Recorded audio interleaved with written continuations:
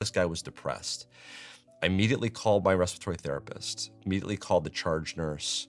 We got everybody together, and I said, we need to get this guy outside. It was a bright and sunny day.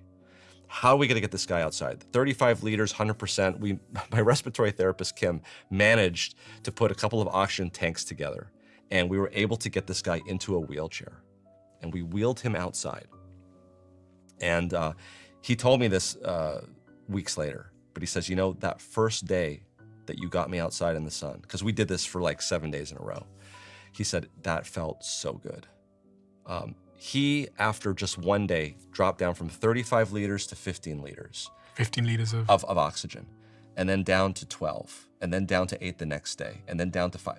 5 days. The amount of oxygen he was inhaling to keep him alive. Correct. So in other words, we were titrating down the amount of oxygen that we had to give him to maintain a saturation in the 90s. In 5 days, he was discharged home without oxygen. Now, obviously that's an anecdote, right? That's not a study, but I'm looking at the risks of getting people out in the sun for 15, 20 minutes. There's not a lot of risk to that. And if there's a benefit, I thought it was worthwhile doing. We need to have larger randomized controlled trials, but it got me down the road to looking to see what was it about sunlight that was affecting this change. And you know what? There's ample data.